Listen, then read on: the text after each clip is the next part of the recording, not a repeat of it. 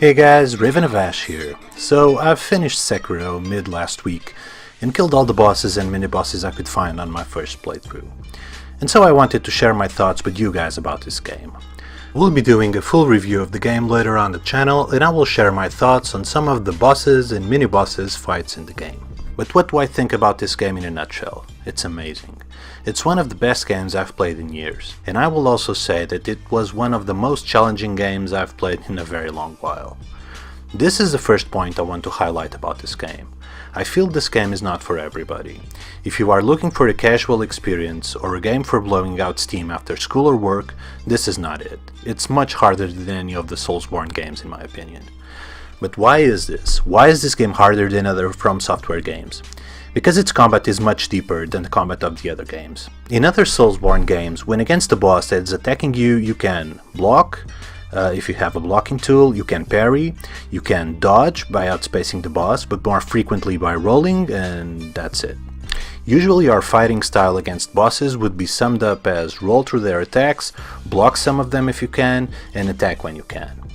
In Sekiro, the game requires you to do much more. There is much more choice. With choice comes indecision and an early death. In Sekiro, you are expected to parry. Although the timing is more lenient than in Dark Souls 3 for example, you will be deflecting sometimes dozens of attacks in a single boss fight. You can block, sure, but against most endgame bosses that will quickly deplete your posture and allow you to be one shot or almost. So you need to become very good at it. Parrying was a skill that was almost needless in Dark Souls 3 PvE for example. In this game, all players are required to be good at parrying. Also, there are unblockable attacks that sometimes cannot be deflected, highlighted by the red kanji on the screen. And yes, some of these attacks can be deflected, but do it at your own risk. Against these attacks you can dodge, sometimes counter, like with the Mikiri counter, or jump on your opponent for extra posture damage. This means that in the average boss fight you will be deflecting dozens of blows, block the ones you couldn't deflect in time, dodge through the unblockables, apply counters to these moves, and sometimes sprint around the boss while healing.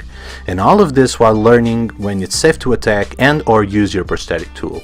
Oh, and most bosses are masters of blocking, so you will only chip at their health bar slowly.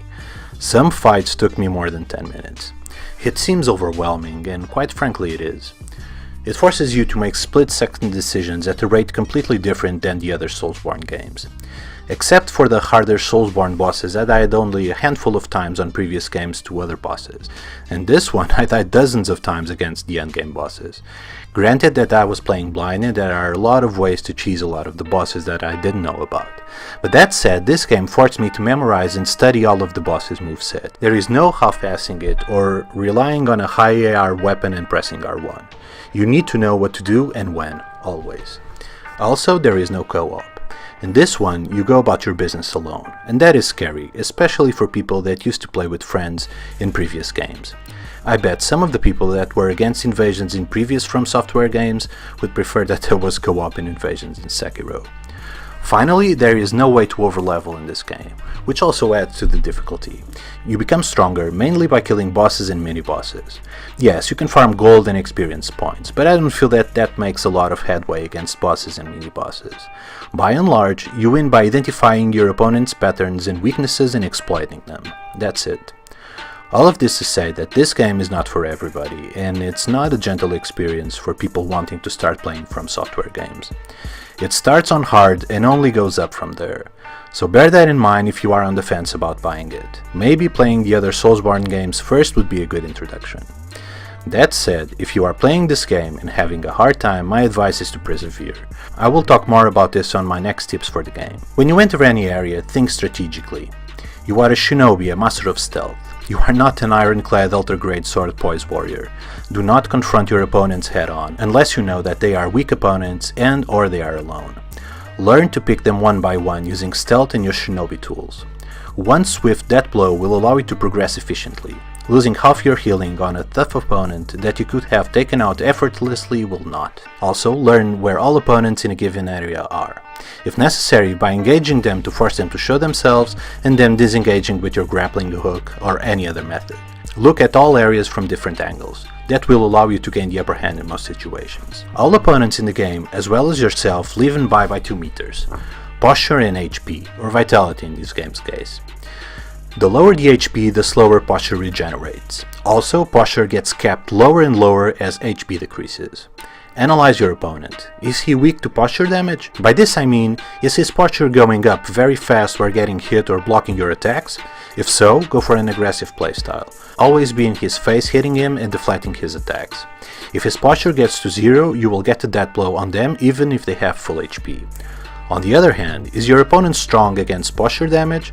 By this I mean that his posture recovers very fast when you are deflecting his hits or damaging him.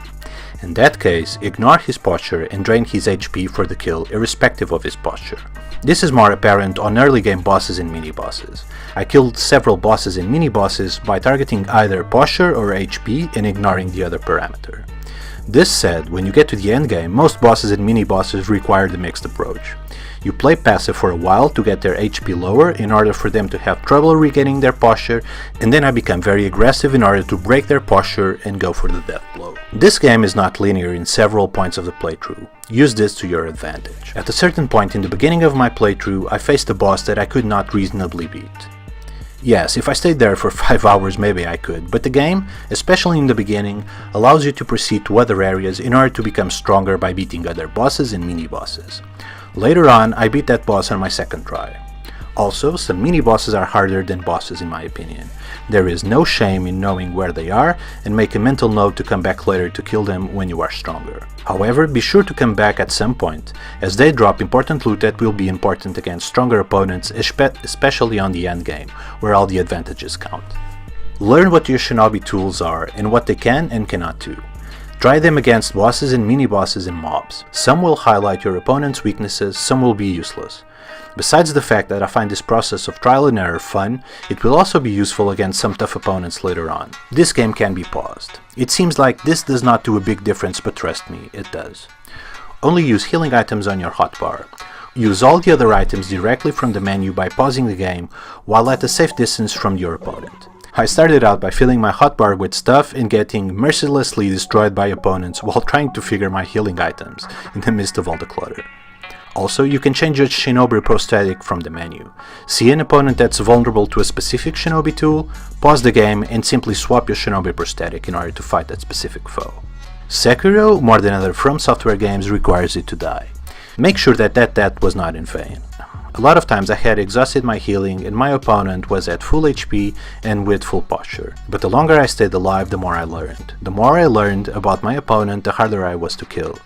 It's this ruthless process of abrasion where you learn about your opponent from dying over and over that will help you prevail in the end. Let go. Dying means nothing. Don't get upset, don't give up, and you will in the end beat the game and feel like a true Shinobi. As I've said in the beginning, I will be doing some videos of Sekiro in the future.